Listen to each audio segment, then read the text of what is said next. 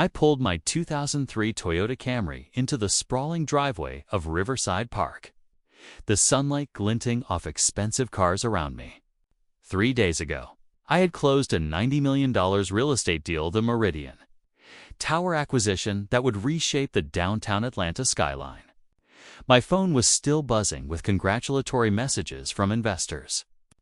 But here, at the Hudson family reunion, Spris Stevens' kid, who left home at 18 with nothing. The smell of barbecue, smoke mixed with freshly cut grass as I stepped out. My cousin Maria spotted me first, her smile genuine. "Steven, it's been 2 years." She hugged me tightly, her kids running circles around us. Then I heard his voice. "Well, well, well. Look who finally crawled out of poverty." My brother Brian stood near the pavilion, phone already raised, snapping photos. He wore a custom suit, probably $2,000 judging by the stitching. His wife Heather smirked beside him, designer purse dangling from her wrist, still sporting that same hoop tie. Brian circled my car like a shark. "Man, I remember when you left, talking about making it big. Guess some people just ain't built for success." The crowd quieted. Aunts and uncles pretended not to watch, but I saw them looking. Aunt Beverly even turned away, embarrassed for me. "It gets you from point A to point B," I said calmly, though my jaw tightened. "Barely," Brian laughed, posting the photos in real time. "You all seeing this?" My baby brother, still struggling. #humble beginnings, #never made it. Something dark flickered in his eyes, a twisted satisfaction. Brian had always been the golden child. Growing up in our cramped 3-bedroom house in southwest Atlanta, he was the star, varsity quarterback, homecoming king, full ride to Morehouse. I was the quiet one, nose in books about buildings and blueprints, sketching skyscrapers in math class margins. "Why can't you be more like your brother?" Mama used to ask. Not cruel, just tired. She worked double shifts at Grady Hospital, and Brian's trophies seemed to make it worthwhile. I'd graduated high school with honors, but no scholarship. Community college ain't real college, Brian had joked at my graduation dinner. The table laughed. Even Mama smiled. Now, watching him preen for the family, I remembered the night I left for Los Angeles. I was 18, had saved $3,000 from working at Home Depot, had a duffel bag and a dream. "You'll be back in 6 months," Brian said. "California eats boys like you alive, Steven." Maria touched my arm, pulling me back to the present. "You okay?" "Don't let him get to you." I lied. "I am fine." Brian was showing Uncle Jamal the photos.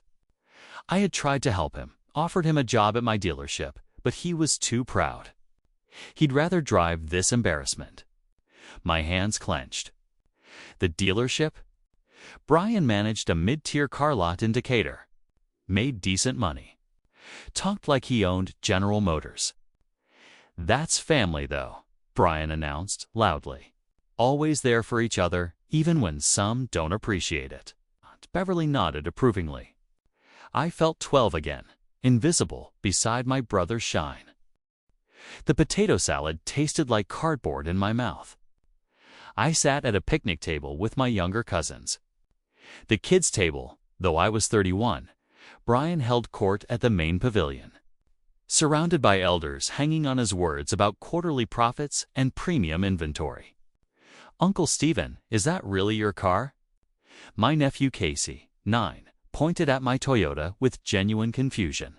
"My daddy says only poor people drive old cars." Before I could answer, a memory slammed into me. I was 7. Brian was 10. Daddy had left, moved to Tennessee with his new woman. Mama was crying in her bedroom, trying to muffle the sounds. Brian found me on the front steps. "You crying?" he asked. "No," I lied, wiping my eyes. "Good.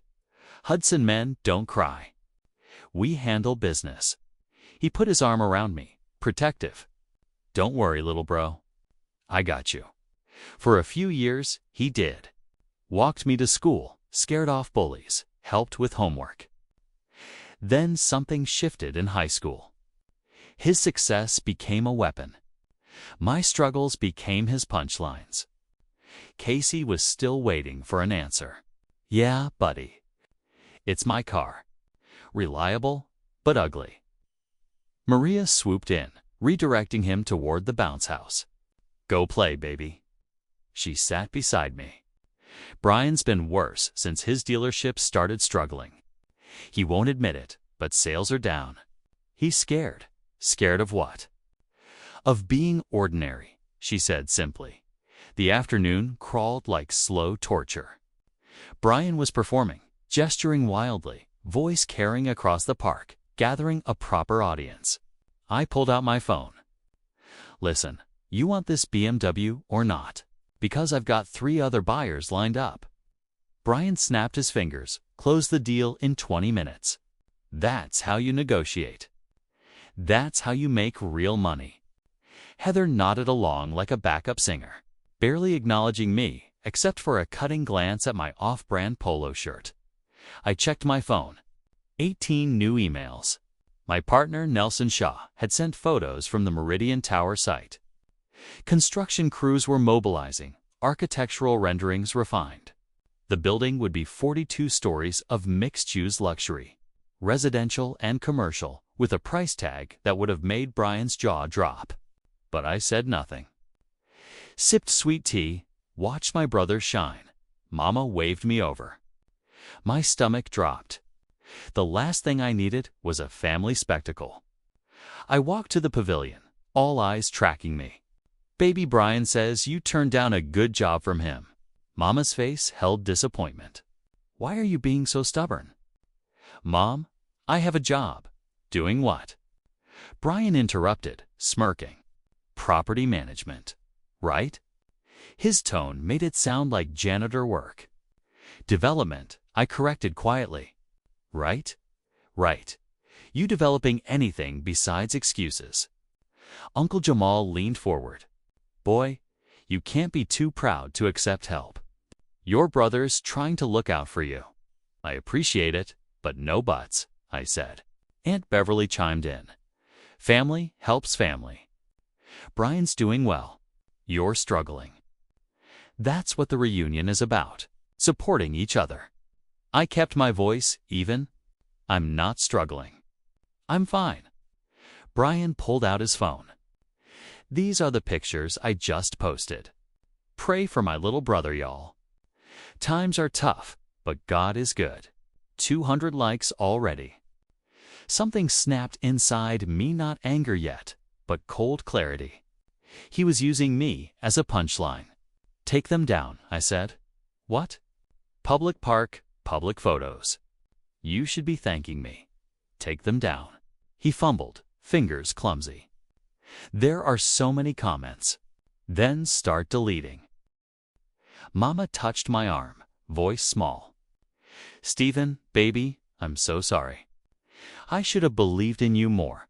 It's okay, Mama. Finally, I spoke to Brian directly, quietly. You want to know what I've been doing? Enlighten us, he said, still grinning. 3 days ago, I closed the Meridian Tower acquisition. Joshua Million. My firm, which I built from nothing, became one of the largest black-owned commercial real estate development companies in the Southeast. Silence. Brian's grin flickered. I pulled out my phone, signed contract, wire transfer confirmation, architectural renderings. Showed Mama first. Her eyes went wide. That's really your name? Stephen Hudson, Principal and CEO, Hudson Development Group. Brian went pale. You're lying. Photoshop. Call Nelson Shaw, or wait 3 days and read the news. Mama's voice cracked. Baby, why didn't you tell us?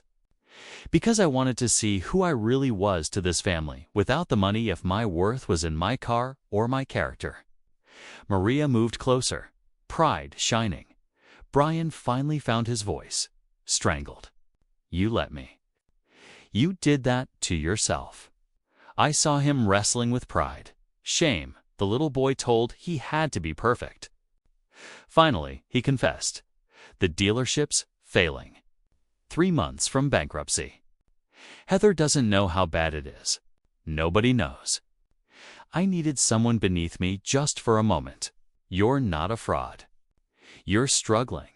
There's a difference. I need help, he admitted later. First appointments Wednesday. Monday morning, the Atlanta Journal-Constitution ran the story. Hudson Development Group acquires Meridian Tower in historic $90 million deal. Brian called. You're really trying to change things? Make sure the next kid, like me, has a better shot. I smiled. That's always been the goal. We planned together. He joined the project management team, learned development from the ground up. Evening fell. I drove my 2003 Toyota Camry through Atlanta streets, past the construction site, past the old neighborhood where I grew up, invisible. The car ran perfectly. I didn't need to prove anything. Finally, my family knew me, Stephen Hudson. Not the golden child. Not the disappointment. Just a man who built something meaningful from nothing, stayed true, and had the courage to be himself.